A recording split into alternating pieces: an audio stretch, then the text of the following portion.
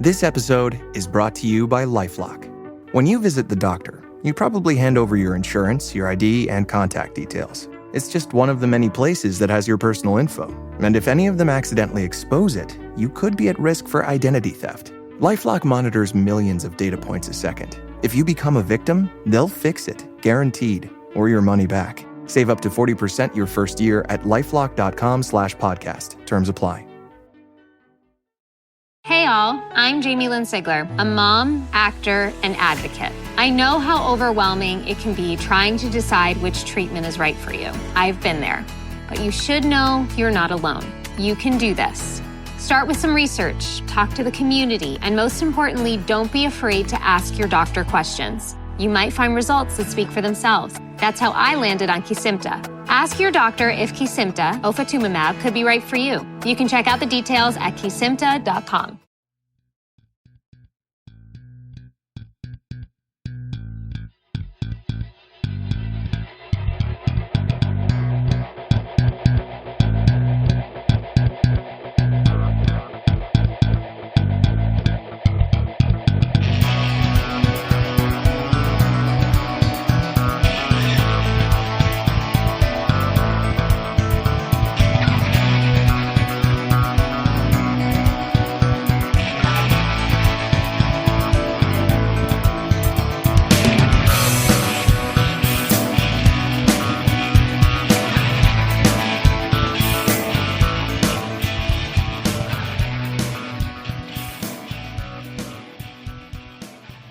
And welcome back to the Boundary Corner podcast, along with my partners, Brian Siegler and Jonathan Talley. I am Curtis Wilson, and this episode is brought to you by Dr. Jeremy Counts down at the Main Street Pharmacy in Blacksburg, Virginia, your friendly neighborhood pharmacy, 301 South Main Street, Blacksburg. Gentlemen, how are y'all this evening? Hey, guy, back-to-back weeks of recording, going live with the crew here, man. It's gonna be a fun night tonight, and we got them stacked wall to wall pretty much until the start of the season. But this was gonna be a lot of fun. Yeah, I was just gonna say back to back weeks mean we're getting closer to the season. You got to go through that off-season grind, man. It's rough, but we done almost made it. We're about to get in the fall camp. A little bit of news right quick before we get to the big thing. We went to the doctor again, took my son to the doctor for his checkup, got some disturbing news. Leg is healing great. Everything's fine. But looking at growth plates, he ain't got much more to grow, and he's distraught. He's at about 6 foot. They told him he might have 2 more inches. That's it. Oh, I told him no 6'5" for you, buddy. 6 deuce. 6 deuce is good. I'm 6'2", so I was like, you may get to where I'm at, you may not. I don't know. Stop out right here. Yeah. So he was a little distraught with that. But what'd you say to him? You ain't gonna never be bigger than me, son. Let me just say that right. You're never gonna be as big and as pretty as me. So power forward is not in your future. Yeah, man. Just take what the Lord give you. He faster than me though, so he all right. Oh man, it's already pre-show, y'all. Pre-show. Let's go ahead. What's up, Kevin? We got a bunch of people joining us tonight, y'all. The pre-show was great, so we're gonna go ahead and bring him in here because we got to start talking some more. We've already had a bunch of fun with him already. Hokie Nation, welcome your cornerback coach, the Cheetah, Derek Jones. Coach Jones, how are you tonight, sir? I'm doing good, guys. Man, how's everybody out there at Hokie Nation doing? Oh, we live in the dream, Coach. We live in the dream. Having you on tonight's a lot of fun. We're ready to get it going. Again, like Curtis said, the pre-show, I mean, you were spitting a lot of gems right there. We're going to get some more coming out for Hokie Nation now. So just excited to have you on board. Hey, man, I'm glad you guys invited me on. Let's do it. Let's do it. Well, first of all, we discussed it beforehand, but we're going to do it here in public. Happy anniversary to you and Mrs. Jones. 24 years just a few days ago. Give that a big round of applause. Yeah. And so, Coach Jones, you were explaining to us, y'all had this wonderful – your wife planned a wonderful anniversary vacation, right? It's more like an annual vacation than an anniversary vacation. Whatever works. Yes, you did. We've done some traveling here in the last 4 weeks, and I'm glad to be back home. Yeah, it looks like you were on the move. You told us you were out there doing like a little bit of tour of the South. Took a little couple trips there. Got to see Coach Pride's spot down in Alabama. A little bit of everything, right? Yeah, man. It was, I mean, like as soon as the vacation started, she had it planned, and we went to Mississippi to visit her folks, and then we flew to Grenada for 6 days with 7 other coaching couples, something that we do every 2 years. And we came back from Grenada, flew into Memphis, Tennessee, and drove directly to Coach Pride's house down in Orange Beach. We've been going down vacationing with him and Amy probably the last 8 years or so at their place there. And went through Atlanta to see one of my former players. Just had a brand new baby, and then we drove to South Carolina to see my family. And we went to Charlotte to celebrate the anniversary, and then we went back to the Raleigh-Durham area to see some people. And she finally allowed me to come back home a couple of days ago. He is back home. It's good it's good to have you here. So y'all did a lot of traveling, a lot of stuff. So, and it seems just from your social media, you love summer. Why wouldn't you? It's a little downtime. We know you're still out there recruiting, but what's the big one fun summer thing you like to do every year? Is it that vacation, or is it something else? You know, I usually like looking forward to getting to reconnect with friends. And one thing that those vacations do is allow me to get back to the Memphis, Tennessee area in Mississippi, where I have a lot of college teammates. And, you know, we get together and just sit back and act like we're back in those old days again. And that's something you can't put a price tag on. And, you know, we don't recruit that area much here at Virginia Tech. So that's the only time I really get to see those guys. So I would say that's the one thing I look forward to, because we all close to our 50s now, so we're not getting any younger. Definitely. Well, yeah, I'm gonna go back. Can y'all hear me good? Am I good, Brian? Yep. So one thing, I don't know if y'all heard this, Hokie Nation. Coach Cheetah said he was in Alabama, so I don't want to hear no more hillbilly jokes and bad internet jokes. All right, because people take vacations and come to Alabama, so y'all need to relax. But we're gonna go to the next question, Coach. I kind of know the answer, but everybody in Hokie Nation wants to know, where did you come up with the cheetah wings? Where did that come from? You know, I'm a wing fanatic and have been for a long time. And my 2 favorite wings were lemon pepper wings and the traditional buffalo wing. And what I started doing is I like to cook. I cook at home a lot myself. And I like to make wings at home a lot myself. And so what I started doing many years ago was just taking the buffalo wing and sprinkling lemon pepper on it. And, you know, with my nickname being Cheetah and that being the brand of my players, why not call it a cheetah wing? Because once you put the lemon pepper on it, you see the little black spots. And everywhere I go, I'm kind of a creature of habit. Everywhere I coach, I kind of got one place that I go, and that's just kind of my hangout. So fortunate for me, every place I've been over the course of the last 15 years, I've had a spot that would make those for me. But ironically, when I got here to Virginia Tech, I was living in a residence inn pretty much. And I've known Coach Foster for a while through the profession, and he welcomed me when I got here. And he just told me, he's like, you know, here's a place you can go to do this. Coach Foster's wife, Jessie, actually sold me my house. So we were interacting with them quite a bit. And Coach Foster told me about PKs. He says it stays open late if you get back in town late recruiting, but he says it's never going to be many people in there this time of year. You can go in there, watch TV, you know, and get yourself something to eat. So I go in there one night and I look at the menu, and they don't have lemon pepper on the menu as a sauce. They have buffalo. So me being the person I am, I always ask if you have lemon pepper, because a lot of times they have spices back there that they don't add.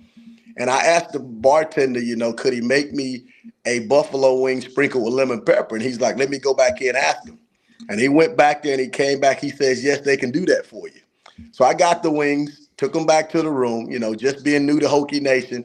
I took a picture of them, and it's the first time I'd ever done that. I took a picture of them, thought nothing of it, ate them. They were really good, and I posted it. Cheetah wing. Thought nothing of it, no big deal, had no idea that anybody was even going to know what I was talking about. And to my surprise, I woke up the next day and it had gone viral. And that was the birth of the original cheetah wing here in Blacksburg. There you go. It's There one you thing go. about Hokie Nation. If they see something out there that they can latch on to, you're gonna get it popping a little bit on the timeline there for sure. Oh, right. definitely. All right, can I ask another question real quick? Because you say you like to cook.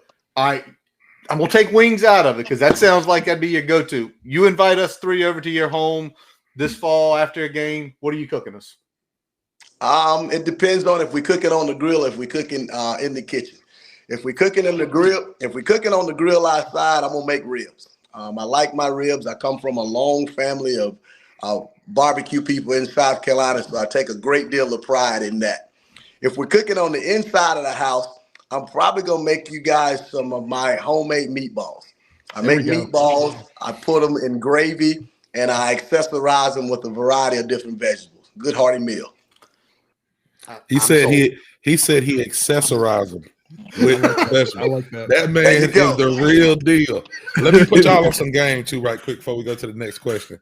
Coach Cheetah has to be pretty diplomatic, so he can't say some things that I can say.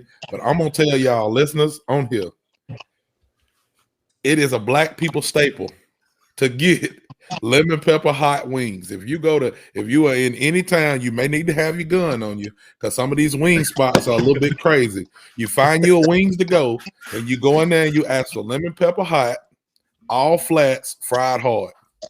That's what you got to get. That's your order. You know, most people won't realize this, but I'll let it out. If you see me at any point in time with my book bag, I have lemon pepper in that book bag. See that? I make my own Cheetah wings because some places don't have lemon pepper. But Coach, I refuse to be denied. You know they make orange pepper now, right? Too. Have you tried the orange pepper? Yeah, okay. That's all I want to ask. And you got to keep it with you because you can't like take a chance that they're gonna go skimp on you with the lemon pepper. So you got to like, all right, they're here, but I gotta throw a little bit more on top here. You got to finish it. Well, the thing about lemon pepper is too now they're different brands. Lemon pepper is kind of like gasoline. So some brands are better than others. There we go. And like restaurants, call it how it is. Restaurants try to profit. So they'll give you sometimes that powdery lemon pepper. I don't want that. I want the thick lemon pepper. So I'll sometimes ask to see the lemon pepper to see what it looks like. And if it's too powdery, I'll just make my own. You got a go-to brand? No, not really. I usually just look at it. Look at the thickness. Yeah. We go. All right. I got one more food question. This one was just sent to me, Coach. They said, do you make your own dry rub? No, I haven't made my own dry rub. I haven't tapped into making my own seasonings yet. Okay, gotcha. That man's busy recruiting. He ain't got time for dry rub. I can't experiment with this. I'll buy them. I know what they look like. I know how I want them to be. Haven't really played around with that yet. All right, so we talked about PKs. What's your other go-to food spots in Blacksburg since you've been there? Man, I like Bull and Bones. Good place to go. Got to know the owners pretty well there. I love Farmhouse. That's a big date night spot for several of us coaches going there. And I'm a big Waffle House guy, man. I've been a Waffle House guy for a long time, but McAdoo's another place. I'm one of those people, man. I love small college towns because those people support you. And so I try to give back to them. So if I like the cuisine, I'll walk in. The Brazilian steakhouse over there, I think they have a really good steak. I don't really understand what a lot of the sides are, but the meat is good, as far as there. And then you've got, a couple different pizza places here in town. But I try to spread the wealth out pretty good. There we go. That's pretty awesome. Well, we talked a lot of meat, but we're going to get to the meat of the questions with Coach Cheetah here. We're going to talk a little football. So we know you got a couple of guys in that room. Two names that stand out is Dorian and Mansour for this year. We know those young men have made a name for themselves under your tutelage. Can you tell us kind of what has been your favorite thing with them or your favorite thing about them since you've been coaching them, those two guys? Yeah, without a doubt. Talking about Dorian, the thing I like about Dorian is his competitive nature. I mean, he is a highly, highly competitive guy. And that's the number one characteristic that you got to have at our position, specifically for the style of defense that we play. We play a lot of man coverage, so you've got to be built a certain way. You've got to be very competitive. You've got to be a person that understands a lot of things that are necessarily not in the game plan that you've got to do to elevate your game. But I think his competitive nature drives him to do the things that he has to do away from the field, away from practice to elevate his game. And he's the guy that the rest of the guys in the room feed off of because he's always going to be the first one out there. He's always going to be the one, challenging not only himself, but the other guys in the room to be more competitive. And that stuff is contagious. And when you talk about Mansour, it will be mentality. Mansour was thrown in the fire by me very early in his career. And so, he caught a lot of heat from me in that sense. I'm a very honest coach. If you are not mentally tough, if you don't like honesty, if you don't like the truth, you're going to struggle playing for me. And, he's been a day one, page one guy that has received a lot of that. And he just handles it. He just takes it in. He never back talks. He never gets frustrated. And it transitions to his ball game, So I think that's one of the things about him. And you see it in the physical way that he plays on the football field. So those are the two things that you got to have when you're a cornerback. And one of them has a very highly elevated level of it, and the other has the other highly elevated level of it. Can I ask this? I know we've got a couple of questions, but what is it about the physical part of their games? Like, what is it that really, like when you stepped foot, actually both of them, because the year you got here, Dorian had been here for a couple of years, Mansour was in that freshman class. What was it physically? Was it footwork? Was it the way they did press? What did you like immediately physically? Because obviously the mindsets are there for both of them. Well, the thing about Dorian was just, he had all the measurables and intangibles of a corner, and just the things that he did naturally. The first time I coach him, you're looking at this guy and say, this guy bends well. This guy's changed directions really well. Being able to play the ball downfield. That's just a lot of things that you can't coach that he had. And Mansour, he actually started with us as a safety. He was a safety initially, and he got hurt, when he first got here. So we didn't get to see him do a whole lot.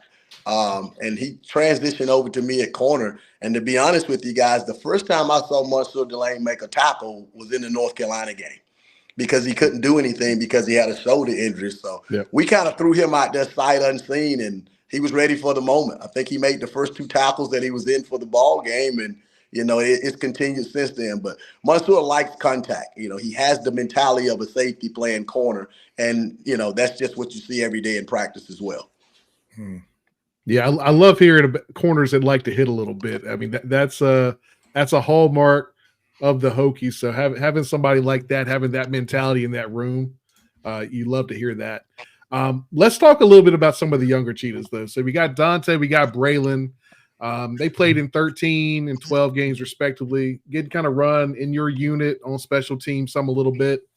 Watching these guys kind of go through the process now that they're a little bit further along, what are some of those areas of growth that you've seen since this time last year for those two?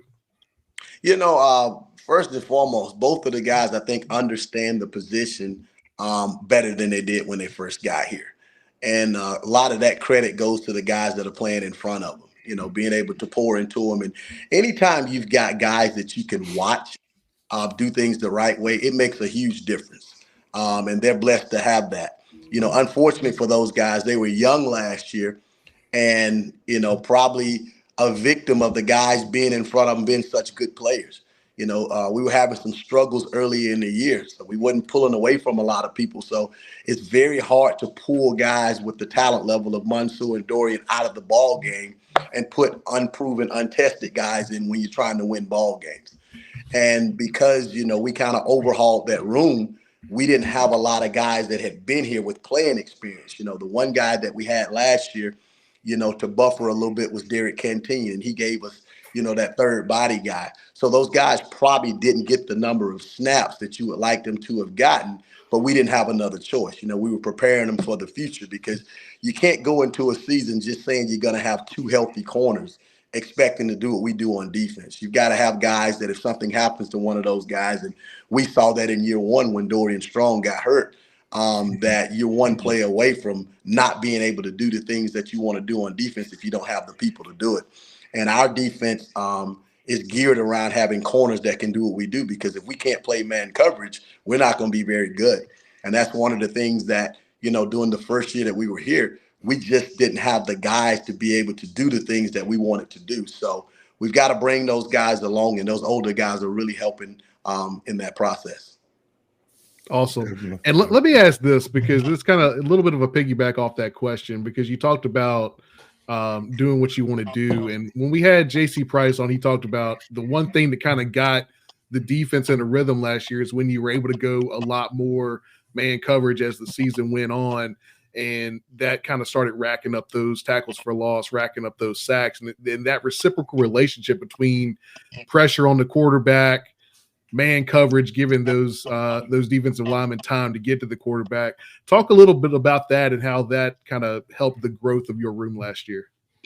Yeah, it makes all the difference in the world. And that's been my background basically since I've been in the profession. I played college football for a guy named Joe Lee Dunn at Ole Miss. And, we played a lot of zero and man coverage. We had the number one defense in the nation one year just because those things marry up. When you can take away access throws from quarterbacks, and access throws or hitches, slants, and the three-step drops because you're playing soft coverage, you limit a lot of what they can do. When you get up there and you take away a lot of the routes out of the route tree, you make the quarterback hold the ball, which buys time for the defensive line to be able to get there. And the other thing you do is you make the quarterback have to be perfect in throwing. When you play zone and when you play off, everything is timing. The receiver runs 5-step, turns around, the ball is there. Well, if you're in his face, that window's not going to be there.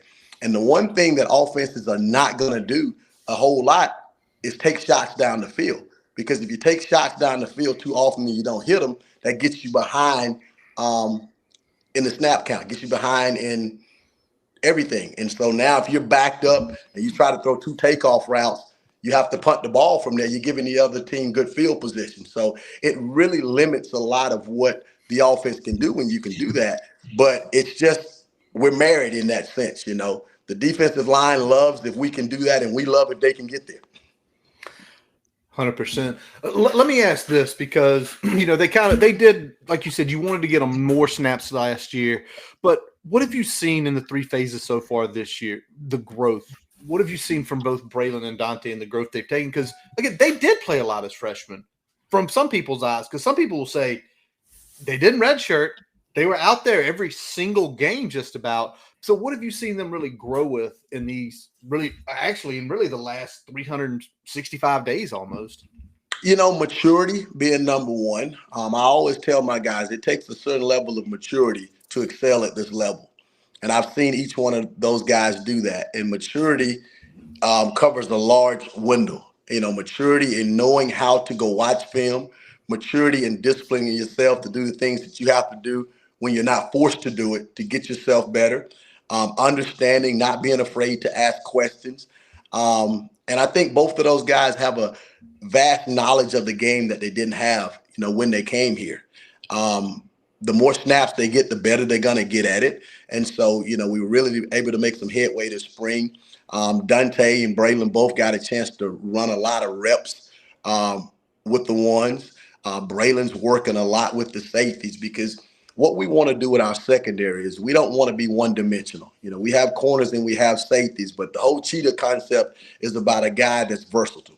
We want to be able to get our best football players on the field. And you'll see if at any point in time we get in trouble, you guys know very well that we can stick Monsieur Delane at safety and pick right up right there. So we want to develop guys like Braylon and Dante into being versatile players, because when you're a good player and you're young and you have really good players in front of you, you want to be able to do more than one thing. But that's a lot to put on a true freshman, to ask a guy to do a lot of different things. But we were able this spring to be able to put both of those guys at multiple positions. And when you play safety, you learn more about corner. And when you play corner, you learn more about safety. So it just helps your overall portfolio as far as a football player. Nice. Love hearing it, Coach. Let's talk about another one of those young guys. Let's talk about Josh Clark. We talked a little bit about him in the pre-show, and he showed out in the spring game, and kind of throughout spring practice, we heard his name a few times being mentioned by all accounts. How invaluable is it not only that you got him on campus for both the winter phase, spring ball, and now the summer phase, and for him, or not just for him, but for any of those guys coming in early, how big of an advantage is that for them? It makes a huge difference because those guys come in with time to be able to learn from their teammates, time to be able to get reps. It's almost like having a season before your season. And fortunately for him, he came in by himself.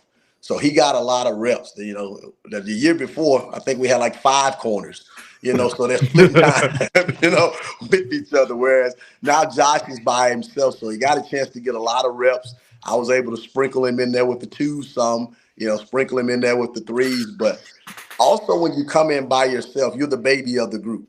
So everybody in the room is pouring into you, as opposed to when that group came in before, it was 5 of them sitting in there, and Dorian's turning around looking, and he's trying to tell every last one of them something and spend time with him. So Josh kind of gets all of the attention to himself. So that's been real beneficial to him. But Josh is a uniquely mature kid. And that's one of the things that you have to look for in the recruiting process. The recruiting process isn't just about ability. It isn't just about how fast is the guy or how good of a football player is. How mature is he? And in today's world, we have to look at guys in the recruiting process and say, how much attention does he need? How much attention does he like? How much does he want? How coachable is he? Is this a guy that's going to be able to conform to discipline? Or is he a guy that's going to say, I don't want to be disciplined, I'm going in the portal? You have to dig deep nowadays in ways you didn't have to find out the total makeup of this guy and what he's about. And Josh was just the guy that checked all the boxes, and it comes from his family. Comes from a great family, very athletic family. Couple brothers played college football. One of his brothers was at UNC playing when I was at Duke. One of the sisters played basketball at Duke, I think. Mom played basketball. So very athletic family, but very mature in the sense of how he came into the meeting room as a freshman and absorbed information and asked questions. And we do a lot of exercises in our room of being transparent. And, one of the things I like to do is I like for my players to be honest with each other. And the only way that Josh Clark is ever going to be honest with Dorian Strong about something that he can do to be a better captain or a better player is for me to put him in those positions. And, Josh was just one of those guys, day one, page one, whether it's Mansour standing up there, whether it's Dorian standing up there, Josh spoke his mind and what he felt that those guys needed to improve on in order to be better leaders for him. And that's just who he is as a person. So being able to get here gives us an opportunity to get him some reps, but to also find out those things I just told you about him, which lets us know as we're making preparations where we can use him as the season approaches. Well, Coach, you're getting so good at this thing, man, that you're answering questions before I even ask them. So one of my questions that I was going to ask was going to talk about what you look for in recruiting and checking boxes. But, man, you hit that nail on the head. So I'm going to kind of jump to something else before we get ready to take a break. And this is kind of off the cuff. When you came in, so you played college ball. You said you played at Ole Miss, correct? Yes. And you were a DB. What number did you wear? Oh, when I first got to college, I wore number 24. Okay, that's a good number. That's a real good number. So number 24, Dorian Strong and we love Dorian. We love Dorian's story. He's been at Virginia Tech a long time. What did you think when you walked in that room and you said, okay, who's my guy? And they said, this is your guy right here, Dorian Strong. And he had number 44 on. What did you think about that number, Coach, on the cornerback? For me, I always believe that the player makes the number doesn't make the player. Okay. And, weirdly, I won an award at Ole Miss called the Chucky Mullins Award in my senior year. And it was the number 38. Chucky Mullins is from Russellville, Alabama. Got paralyzed during a football game at Ole Miss, making a tackle, eventually passed away. And they traditionally give that number to the best defensive player.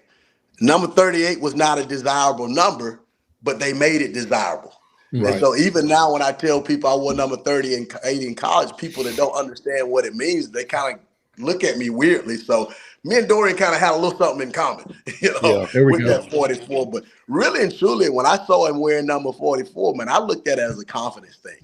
I think a lot of guys want numbers because they're sexy. I think a lot of guys want numbers because they're popular, because other people wore them. But it says a lot about your confidence when you put on something that nobody else is wearing. I mean, the guy's wearing a linebacker number, and he's one of the best corners in the country. I'll take it. There we go. Right. Exactly. Right. Yeah, That's and an it is. awesome story. Like I said, I agree with you. It says something about the character there, so that's definitely a point. I mean, there's a lot of numbers that some of those cornerbacks that have played for the Hokies that went on to do bigger things made very popular, and 44 was not one of them. So yeah, no doubt taking about that it. on and making that his thing, and now he's taking that big step where he's getting a lot of that same type of conversation that those guys got in the past too. So. Man, when Dorian first got here, we was like, get him out of that 44, please. And He's now, too good a corner. Man, That's his. But now it's like, man, you know what? We might need to get somebody else in that 44 when he decides to leave, because he's done that number proud. I got to give him his props, man. He has earned everything that he has got, and it is so awesome to see that kid to come in with where he was recruited and the rankings that I know rankings don't matter, but the rankings that they put on him and offers that he had to come in, and then you look at his name up there as one of the top DBs, one of the top players in the country, man. It's just awesome to see his story. So I thought I would take this break. We got to get Dwight in here real quick. Yeah. On this one. Coach, have you been able to check out Chickasee spot in the 757? No, I know you told me about that, my guy, but I hadn't had a chance to go back there. But it is definitely on my to-do list when we get back on the recruiting trail. All right. We'll make a note of that. The other thing about the numbers thing is right now, because we mentioned it, it's 44, my goodness, and what he's doing with it, it's going to be some kid that comes in, I'm sure with you in a few years, it's going to want a number that doesn't fit DBs. So it's probably going to be that influential effect downstream where I want 47, and you're gonna be like, you do you, son, because like you just said, be confident in it. And like I think you make a great point. The other thing is, I'm sure there were some people fooled the first time they saw 44 coming out on the boundary side and being like, is that a linebacker over there? What are they doing? Like, if I'm a quarterback, I'm throwing that 44 all day. First, until he do what Dorian Strong been doing. It was bait. That's what it was. It was bait. Yeah. I think the weirdest part about it was when I got here, Dorian wasn't very big, and it looked a little bit awkward seeing 44 on that little body. But hey, he made it his, and I'm okay with it. Yep. 100%. He's picked up a little weight now. He didn't have to be a right size good man. All right, real quick, we've got more with Derek Jones, but we are going to take a quick break from our partners over at Main Street Pharmacy. Hey all, I'm Jamie Lynn Sigler, a mom, actor, and advocate. I know how overwhelming it can be trying to decide which treatment is right for you. I've been there, but you should know you're not alone. You can do this. Start with some research, talk to the community, and most importantly, don't be afraid to ask your doctor questions. You might find results that speak for themselves. That's how I landed on Kesimpta. Ask your doctor if Kesimpta, ofatumumab, could be right for you. You can check out the details at kesimpta.com. BTW, FYI. Visit Nexplanon.com RN to learn about Nexplanon. It's an androgestrel implant, 68 milligrams radiopaque. Or ask your HCP IRL. Okay, TTYL. I can probably save you a lot of money, and I can take a lot better care of you. That's pretty much it. My name is Jeremy Counts, and I'm a pharmacist. I own and operate Main Street Pharmacy here in downtown Blacksburg. My brother's a pharmacist, I'm a pharmacist, my uncle's a pharmacist, my dad's a pharmacist. I remember he would give me M&Ms to count in little pill counters. This is just something I've always done, and I'm just lucky that what I know so well is something that I can do and feel good about it and give back to people. Pharmacies are your frontline defense. Pharmacy's job is to make sure you're getting optimal care for the lowest price possible. Also, we take the pressure off of emergency rooms. I'll tell people immediately when they need to go to the doctor, or I'll tell them if they just need a cream over the counter. If there's something that isn't commercially available, if it's something that's not available in a certain strength or a certain form or anything like that, we'll make it. Tailor-made medications. Some of those options save people a lot of money. What motivates me? I get to take care of people and live in Blacksburg. That's all I need. All righty, and we are back again. Coach Derek Jones joining us tonight. And, Coach, I want to kind of talk about some coaching staff, and we've already hit this. And now, you and Coach Pry, y'all obviously go a long way back together. Looking through y'all's history, y'all coached together in Memphis, 2007. Obviously, you talked about Memphis earlier today. I was under Tommy West, the old Clemson coach. But how did that – because it was only 1 year. How did that relationship grow and come over the years and lead up to where when Coach Pry takes the job, December of 2021, he picks up that phone and calls you and says, I want you to lead the cornerback room at Virginia Tech? Well, the relationship started actually before our time at Memphis. Okay. Coach Pry was coaching at Louisiana Lafayette under Ricky Bussell. Yep. And I was the cornerback coach at Murray State. And, coaching kind of goes, you got a job open. You generally ask buddies if they know somebody to fit a position. And Coach Pry asked around. He's looking for a cornerback coach. Somebody gave him my name. And he called me. We had a few preliminary conversations. And he called me back one day, and he was like, we want to fly you down. Well, strangely, I had torn my ACL coaching in a football game. At Murray State, we had that old carpet turf at the time, and being hyperactive, I'm running down the sideline. One of my guys picked the ball off, and I got to about the 25-yard line where I know I couldn't go past it. I didn't want to get a penalty, and I tried to abruptly stop and snap my knee. Real bad athlete moment for me right there. And so I'm immobile. I can't move. I just recently had surgery, and I had this water cast on, so I couldn't get on a plane. And I talked to him about it. He told me he'd call me back, and he said, well, is it okay if I fly out to see you? Well, I don't think he understands how bad I'm hurt at the time. And so he flies into Nashville, Tennessee, drives to Murray, Kentucky, drives to my house, and my wife goes to the door and brings him into my living room, and I am like on a couch with my leg elevated. And, a quarterback coach is not just like a DB coach. Most people want their cornerback coaches to be able to actually demonstrate. You can't coach corners off of a board. You can't coach corners off of film. You have to be able to show them, the things that you want them to do. Well, my poor wife has never been an athlete. Definitely has never been a cornerback. So strangely, I am on the couch trying to get this job. And I am trying to get my wife, who's never played a sport in her life, to demonstrate the cornerback drills. Well, needless to say, with me being immobilized and him not knowing if I really knew what I was talking about, I didn't get that job.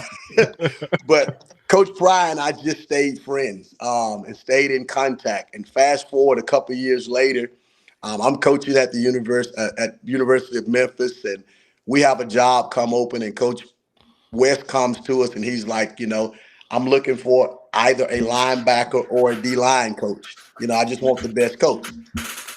If y'all got any names that you want to give me, let me know. Well, I knew that Coach Pry had a past in both D-line play and linebacker play. And so I gave Coach West his name. They had preliminary conversations, flew Coach Pry in on an interview, and he ends up getting the job.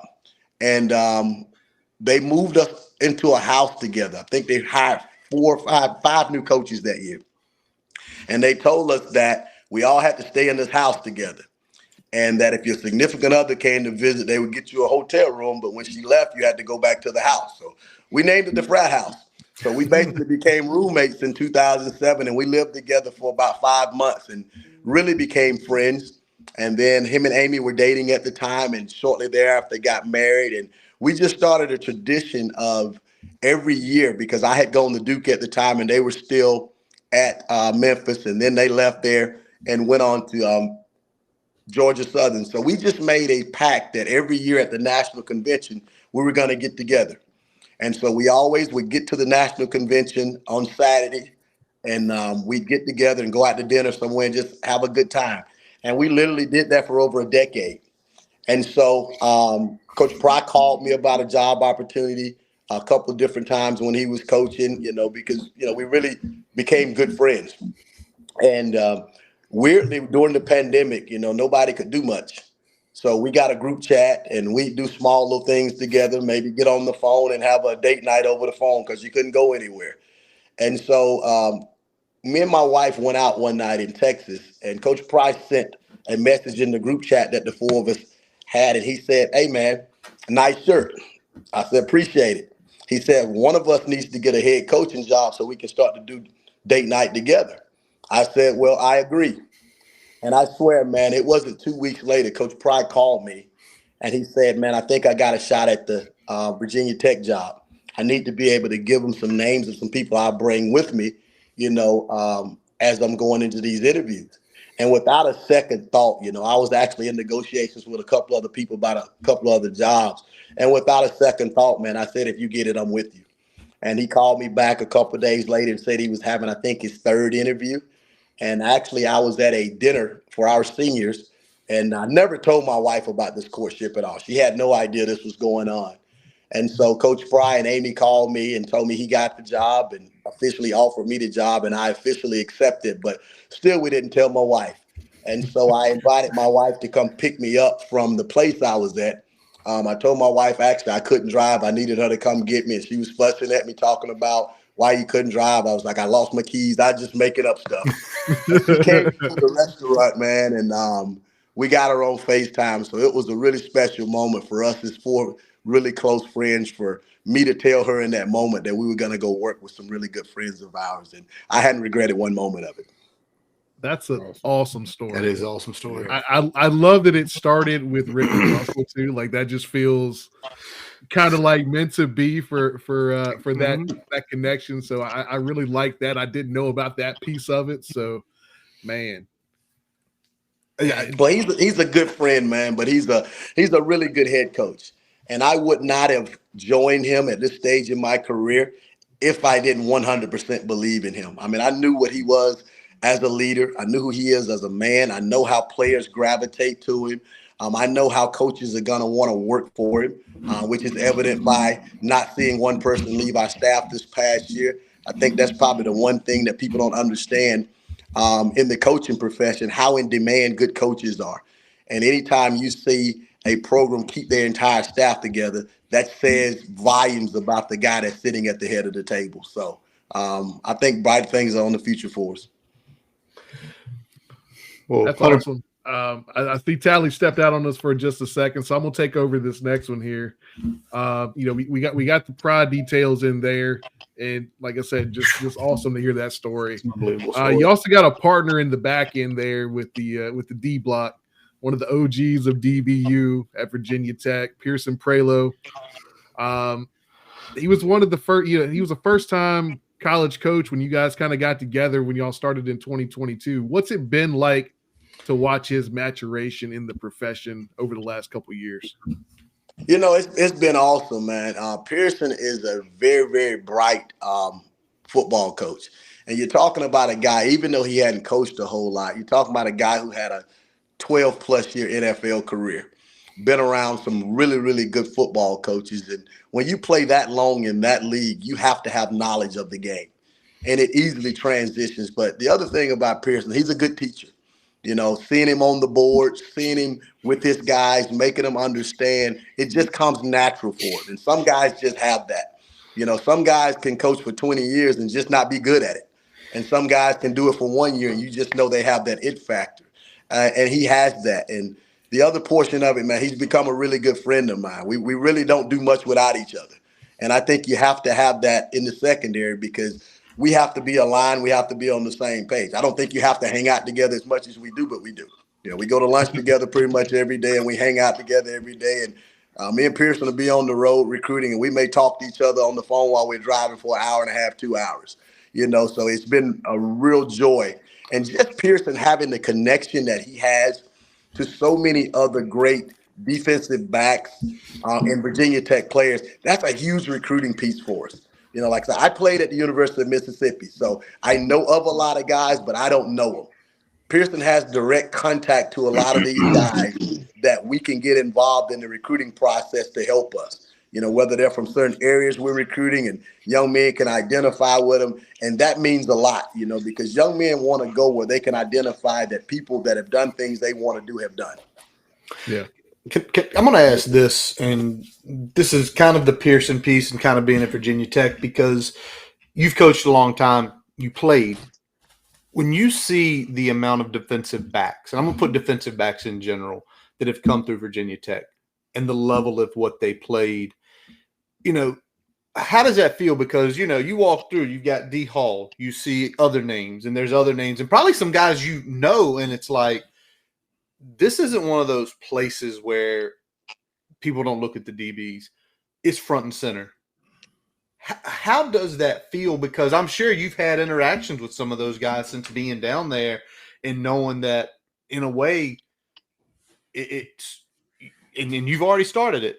You're continuing that legacy of this group, me and you and Pearson's group. It's what this school is known for. Yeah, man, it was definitely one of the things that attracted me to this job.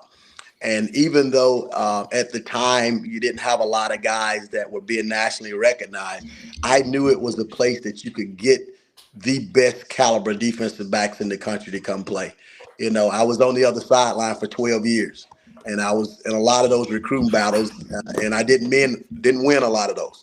But I was doing that. So I had firsthand experience with a lot of these guys, and just recruiting against Virginia Tech in the past. And when you see a kid get that Virginia Tech offer, you'd almost cringe because you know that all your work and all your hours and all your time's probably now in vain. And I can honestly say that now, when I'm recruiting a defensive back, I don't worry about anybody else in America offering them because I feel like we've got something to offer that not many other people in America have to offer. And I think at this point in my career, I'm finally at a place to where I can maximize my ability to coach and develop with the top caliber athletes in America. And I'm excited for the future. Yeah, that was a great question, Curtis, man. I wasn't even thinking about that and looking at it like that, but kind of does go hand in hand with what I was going to ask though now, because when you think about your position group, and then we're going to flip over to the offense. Virginia Tech's been known for some great DB rooms. We haven't been known for a lot of high-powered offense wide receiver groups. So now I feel like we have that. I feel like that the nation has taken a look at what Virginia Tech has in that wide receiver room, and we know iron sharpens iron. So those practices is what we want to talk about. Like, how intense are those practices between like your guys and that wide receiver group, and also with the coaches? Like, are y'all friendly with each other to get that growth, or are y'all competing like the young men are competing? I think it kind of goes both ways. Funtel and I are really close, so we jog back and forth because we understand that it gets our young men going. And so, but Funtel and I have a unique way. Not only do we sell it to our players, we sell it in recruiting, and I'll get to that a little bit later. But, we've got a lot of guys in that receiving core that are just as good as anything that these guys are going to see any Saturday. And you don't get good in games. You get good in practice. Mm-hmm. You look at the amount of games that you play, how many snaps you play, how many targets come your way. It's not a large number when you tally it up at the end of the year. But in order to get yourself to where you can play the way Dorian Strong played this year, you have to have guys like Corn Felton and Gosnell to be able to get you sharp on a daily basis. And we have very competitive pass scale sessions and one-on-one sessions, but we also do a lot of individual drills together. And, it's one thing for me to have my DBs trying to demonstrate stuff to each other. We're not receivers. It's a whole different animal when you can bring a guy that may not be as good as the guys you're going to play on Saturday that you're working against. So that instills confidence. Young guys like Braylon, Thomas Williams, Dante Lovett, Kristen Williams, being able to go against guys like Jalen Lane and Corn Felton, Ollie Jennings, it only makes those guys better. So it's been really good to have that competition.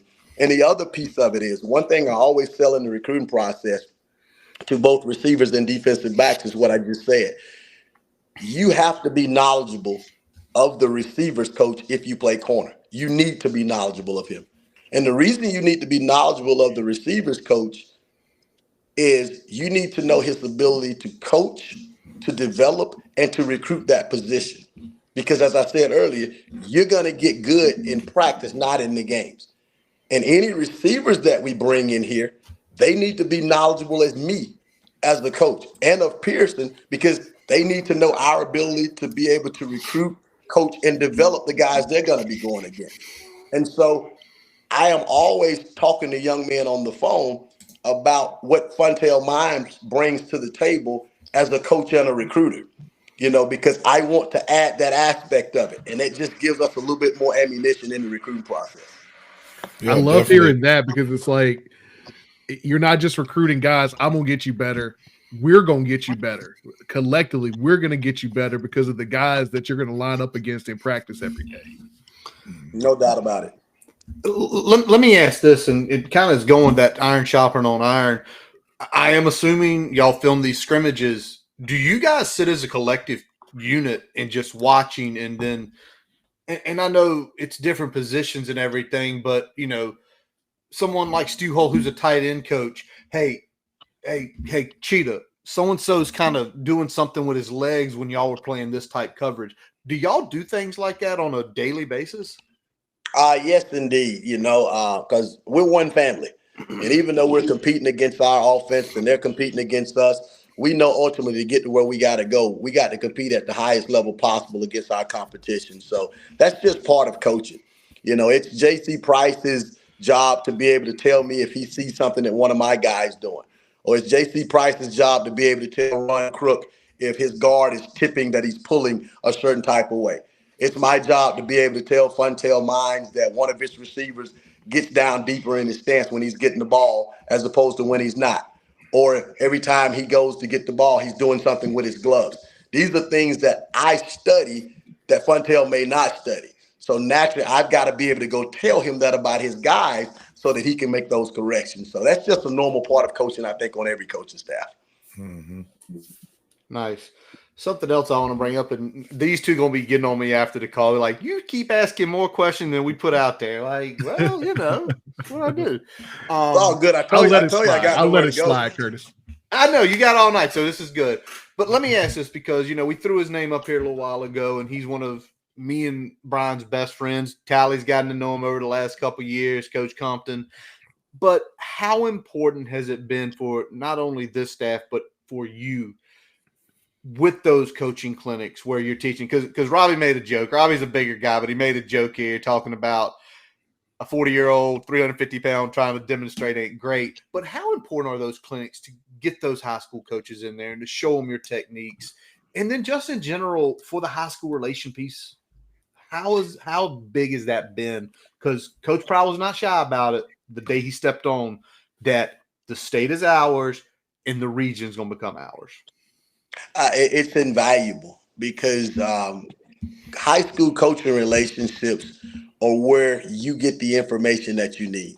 We spend a lot of time recruiting, but you got to think of how big of an investment it is to say that you're going to trust the kid to come in and be who you need him to be to develop the culture of a program. You've got to have high school coaches that you trust. You got to have high school coaches that are going to be honest with you, and you've got to get to know them to make sure those things are happening. But you also got to have relationships with high school coaches so they're okay bringing young men to campus that may not have rides. You got to have relationships with high school coaches that they're going to give you information that's true for information so you don't waste your time in recruiting, things like that. One of the big parts about taking this job for me was it put me back into a lot of the recruiting areas I'd had for a long time at other schools I've been at. When I went to Texas, that was one of the things that I found out during the pandemic. I went to Texas Tech right when the pandemic hit. I didn't know a lot of Texas coaches. Well, kids can't visit campus. We can't go to schools. High school coaches are going to send their kids where they know people. Mm-hmm. I'm on Zooms like this, talking to guys I don't know about turning their kids over to me. That was hard. Yeah. And these coaches are sending their players at a time that was very critical to coaches they trust. Well, it was a lesson for me. So I had a couple of different job opportunities when I took this one, but this was the one that basically put me back home. I've recruited the same recruiting areas that I've always had, with the exception of the area that I have in Virginia. And that was pretty easy for me because of the power of social media. Most of the schools that I walked into, the coaches knew who I was because of my Twitter presence. But one of the first things Coach Pry told me, because it was me, Coach Pry, J.C. Price, and Sean Quinn, the first day that we were out. And we went straight to the 757. And he said, man, every time you get out, I want you to come over here because we hadn't done a good job here. And we walked into Warwick High School, and there was a custodian in the hallway. He stopped and he looked at us, and he was like, Virginia Tech? He's like, we hadn't seen a coach in Virginia Tech around here in 5 or 6 years. And I went over to Hampton High School, and I heard the same thing. I went to Denby High School. I heard the same thing. And I'm like, this isn't going to be as hard as possible because all we got to do is what we're supposed to do. And, I've developed relationships with a lot of these coaches. A huge plus has been having Funtail Mines on staff because everybody knows Funtail. He's from Virginia. He's coached at like 35 different schools in the state of Virginia. You walk into a school with him, the janitors know him, the principals know him, the secretaries know him. So it's been really good, just to develop those relationships. And Coach Pry kind of limited what we were doing in recruiting, just recruiting our footprint. And that's been very strong for us because when you only recruit a certain radius, you get to go to these places more times. Yep. We're not spending a lot of time away from our footprint. So we're showing our faces in a lot of these schools over and over and over again. And that's paid dividends for us. Yeah, it seems like when you guys are stepping out of the footprint, it is a very deliberate step. Mm-hmm. Yeah, in most cases. Otherwise, you're staying kind of where the bread butter's made. Yeah, if it makes sense for us to go outside of the footprint, relationships that we may have, you may have a guy that's a legacy at Virginia Tech that has a son, or you may have a coach that you know very well that has a kid that just wants to come to Virginia Tech. Those are exceptions. And naturally, once you get to the transfer portal, you have to be a little bit more broad. But now you're dealing with a different type of maturity when you're dealing with that, and you know a little bit more about some of these guys. That's more like NFL free agency than it is the recruiting piece. But I think you guys also know we've taken a lot of guys out of the transfer portal that are Virginia guys as well. So we're still trying to stay close. And what I've come to find out in a small amount of time, the further away from home guys go, the more likely they are to try to go back home.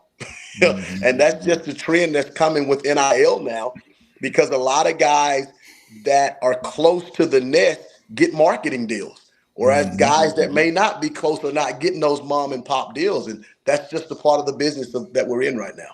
Tally, you were about to say something there. Go ahead, man. Yeah, just real quick, man. I mean, we've talked about it a couple of times, and then in spaces with guys like, Dwight being in there with us, just talking about recruiting and looking at how coaches recruit. Of course, Coach Jones knows they've got pretty good at this thing. But we had some people, whenever you guys first got here, would be like, why are they going to, this school? You just mentioned Warwick. What, Warwick don't have no players, 3 years ago. Why would they go to this school? Well, not to name any names, but you fast forward and then this school pops up with a 4-star guy or a 5-star or a 3-star guy that everybody's on. They'd be like, oh, yeah, you remember when the coaches went there 3 years ago, and started building that relationship. So now you get into those battles and get into those recruiting talks with those high-level players because of a relationship that you developed 3-4 years ago. So, yeah. I mean, it was great to see. We don't have to go a lot into, the regime that was here before you guys, but it was great to see when you guys came in, how y'all hit the ground running. Just being active on social media, man. Being willing to talk to people, being willing to go in and talk to a custodian in a school, because I feel like sometimes certain people get, I guess a place of power, a position of power, like a head coach, and they feel like they're above that. They feel like they don't have to speak to a custodian when they go in somewhere. They don't have to go talk to the barber on the corner. But that may be the way that you get into a family. So, again, man, kudos to you guys for what you've done and how you guys have built relationships. And we're starting to see dividends from it. Yeah, it's been good, man. And just a general recruiting practice in itself. When you go into schools often, you get to know more people. and you're trying to find out about these young men. You know, in the world of the transfer portal now, you better know as much about these young men as you could possibly know. And so when I go in, I know what the coach is going to say. But as I'm leaving that school, I may ask the principal. I may ask that security guard at the front. I go into lunchrooms and ask. The lunchroom ladies in certain areas know everybody in town. And so you're asking them. And they may tell you something simple as this. Well, you need to get to his grandmama. Well, how would I have known that if Sister Teresa hadn't told me this in the lunchroom? So you're just equipping yourself with more knowledge by talking to people. But you want people to be ambassadors for you as well. So my mom always told me, don't be the person to ask for something when you need it. Speak to people when you don't want anything. And it's no different when it comes to recruiting. Go into the school, establish these relationships, because the other thing you don't know in this profession, you don't know who's going to end up where. Coaches move around in high school, they move around in college, they move around in the NFL. So you better make sure that you're covering your base for anything that may take place, whether it's 3 years, 4 years, or 5 years later. And it's your job. It's not hard to do. Yep. And you talked about, you know, it being important what other people, you know, think and how they present you to those players. You know, I've always been told, like, I act in a way where when you're not in the room, those people are talking good about you. No doubt about it. And it sounds like that's the mentality that y'all are bringing to that relationship building as well. Treat people like you should, and they're going to talk about you when you're not around. Yeah. And the other piece of it is, I mean, you're talking about going to high schools in the state of Virginia. You know how many educators we run into in schools that are teachers, that are assistant principals that went to Virginia Tech? And one of the first things I do when I go into a school is say, do we have any Hokies? Well, Miss Smith is a Hokie. Will you take me by a classroom? You know, those things carry a lot of weight, because now this lady is teaching this guy in chemistry that I'm trying to recruit. You know, so it just makes a difference that you do things like that. Oh, 100%. I mean, and it's all about that. It's that whole just constantly building relationships. Tally and sales, Callie, something you always were talking about. And, you know, through our years, it's relationships. You know, how did three guys who did not go to Virginia Tech, you know, love the school, but over the last couple of years, we're having the pleasure of interviewing you tonight. Right. We had the chance to interview Coach Pry. Relationships, creating relationships, having good conversations with people. You know, make sure we got to talk to you out at Hardywood, you and Gunter. Me and Brian sat in 15 minutes and talked to y'all, and y'all took the time to talk to us. Y'all didn't blow us off. Y'all didn't look for the next person to talk to. Y'all talked with us because we had a genuine conversation, and it's awesome to see. All right, we're going to keep rolling. I'm sure some more questions will come up from my crazy brain, but I do want to ask this because you told us a little while ago, we're 1 week away from the kids reporting for fall camp. A few days after that, they'll get the practices going up for this week. We also know that right now you're home alone. So do you have a ritual that you do leading up to fall camp? Do you have anything like, here's my week, this is everything I want to get done? No, I don't really have a ritual I do leading up to fall camp, but fall camp is my time to go on a diet and get my body in shape, if anything else, you know. Sadly, because we take these whirlwind vacations right before camp, you know, my body and everything else, blood pressure and all that stuff's a little bit out of whack. You know, so training camp, you know, is structured.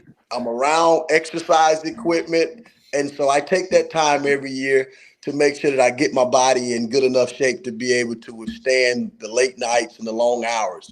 But more than anything else, just to find the balance. So if I've got any ritual, I look forward to getting myself in this shape so that I can still at 50 years of age be able to somewhat demonstrate the drills I need to demonstrate to Josh Clark and the young guys that I've gotten.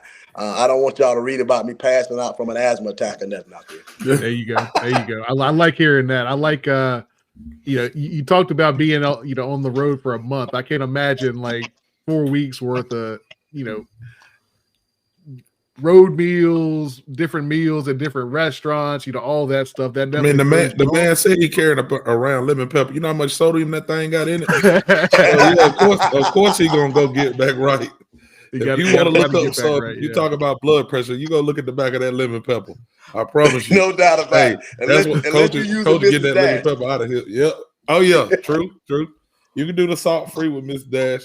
So I go to right. It ain't the same. You get a little pepper. You get a little pepper, not much lemon with Miss Dash. So I don't know. I done tried it too though.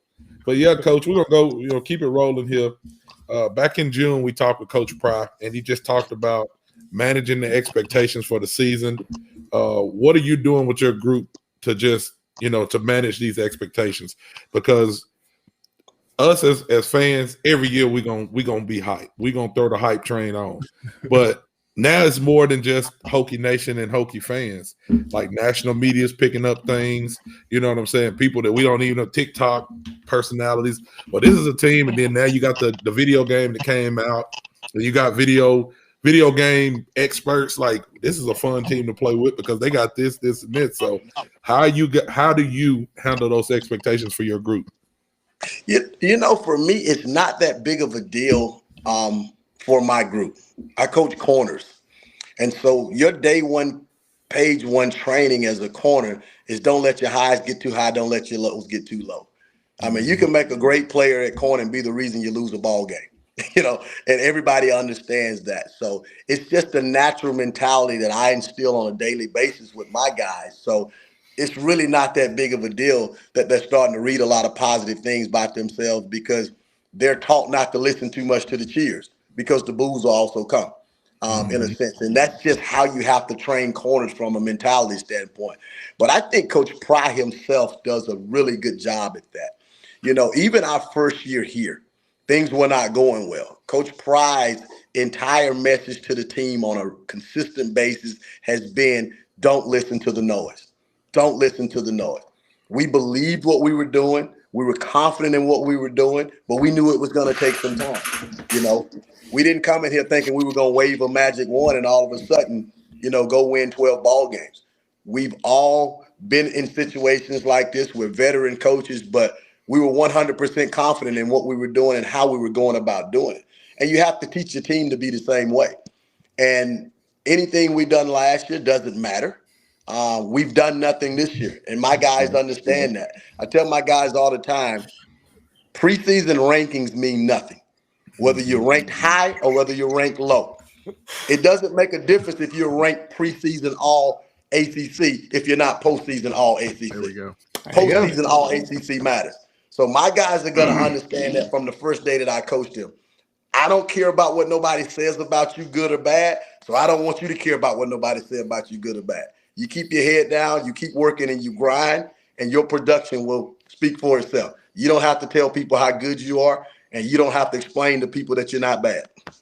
Curtis, we found somebody else that doesn't give a shit about preseason polls. You damn right. If you ever wanted to get Brian Ziegler on a tangent for 15 minutes, talk to him about preseason AP, preseason coach rankings. He'd sit at the break room in our old workplace and he'd go off on somebody for 15 minutes. It was great.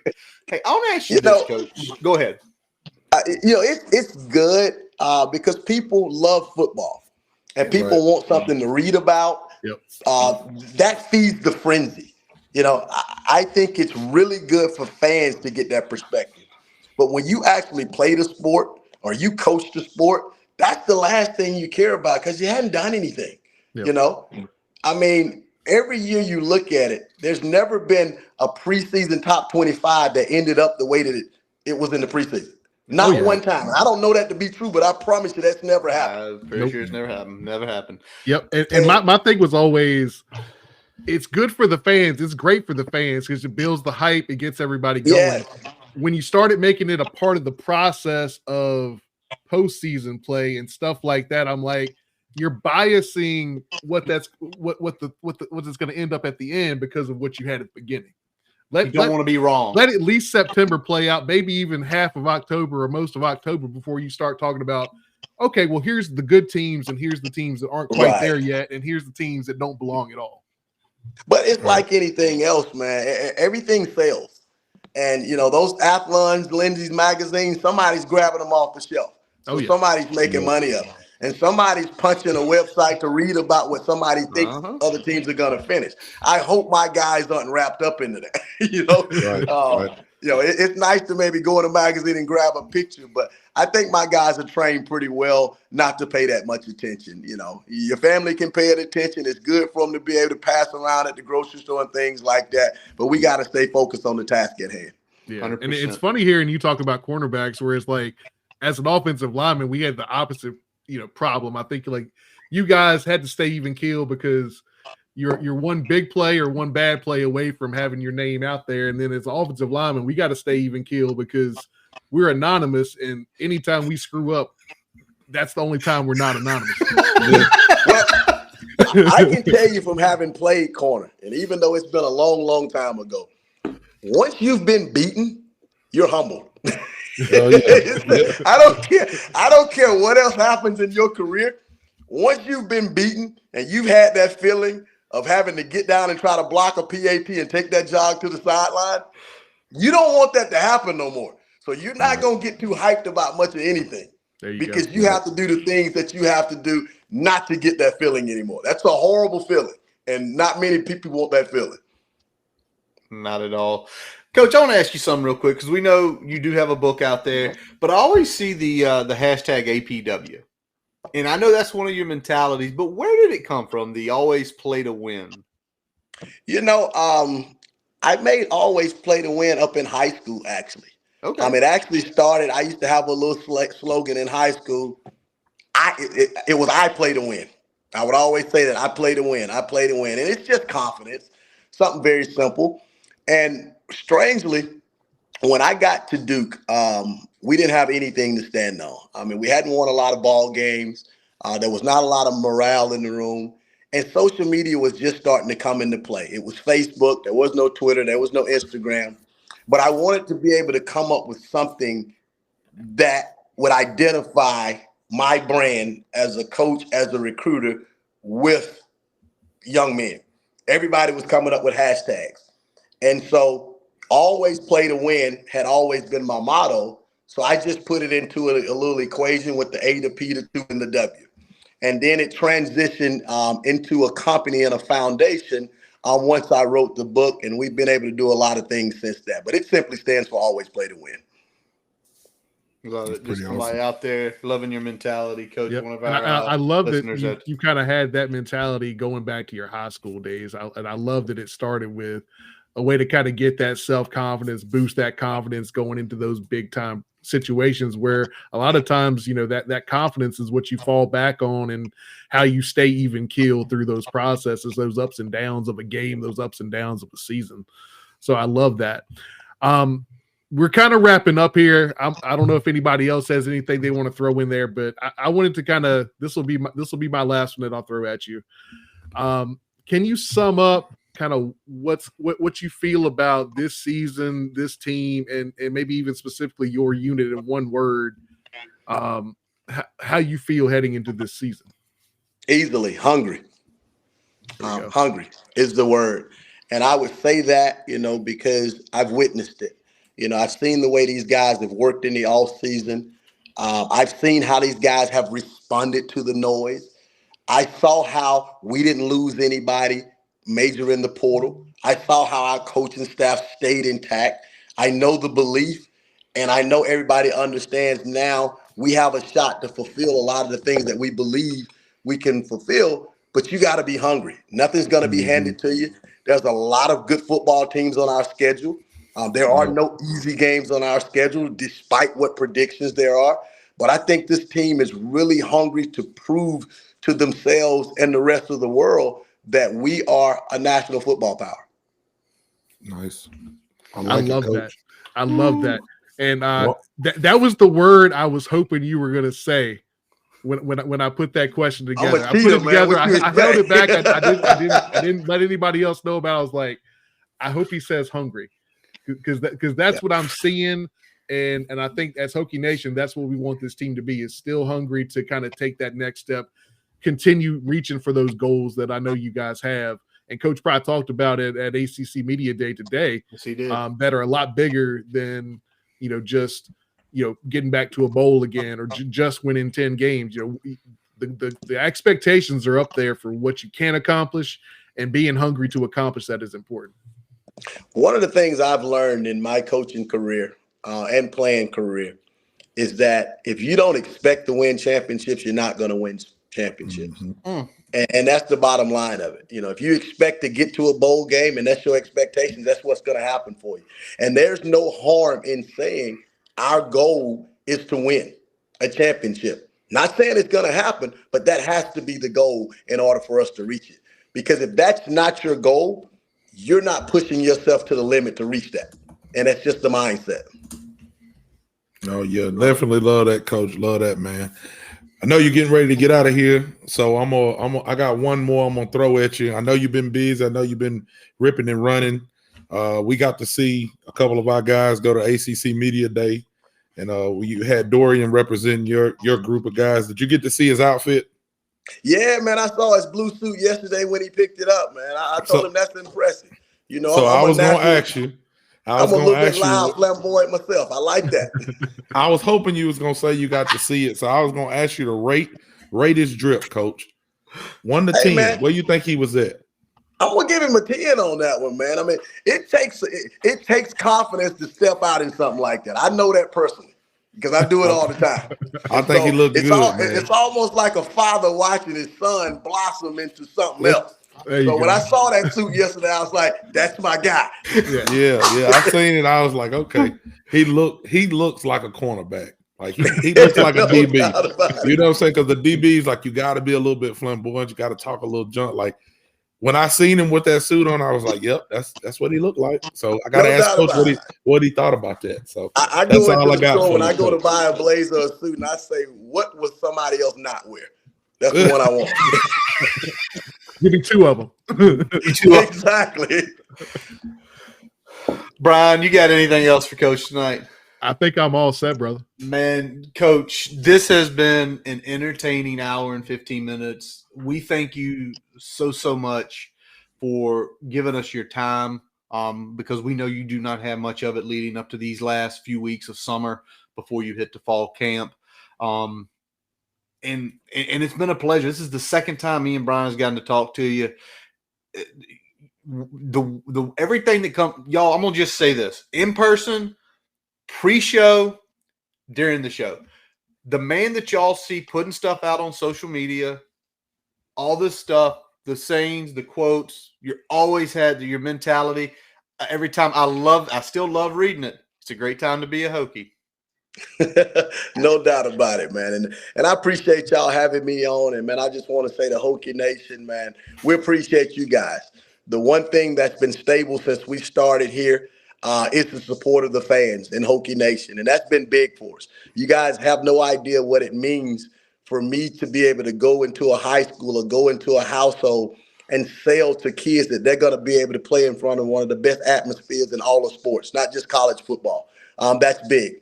And it's big that for our social media presence that there's so much positivity from Hokie Nation on social media. I don't think a lot of fan bases understand how much you can hurt a program with negativity. I've been at a couple of places where people would just go onto the official website and attack the coaching staff. That's not helping us. That's not helping us to grow.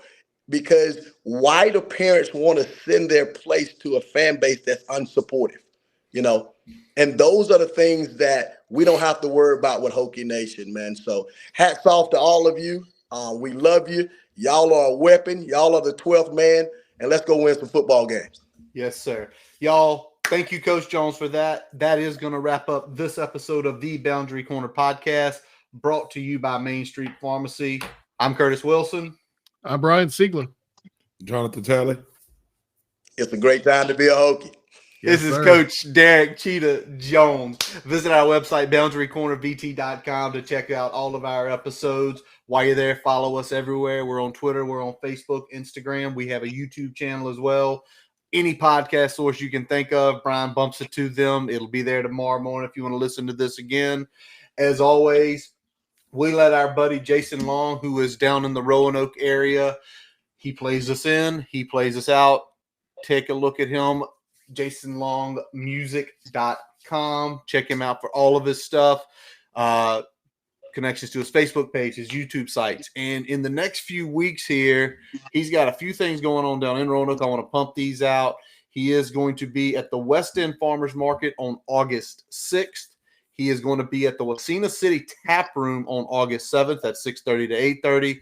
He will be playing at the Roanoke Taco Fest in September as well. I kind of laughed at that. But again, we thank you all for listening. Thank you all so much in the chat tonight. A lot of chatter out there. And as always, let's go. Hokies. Hokies.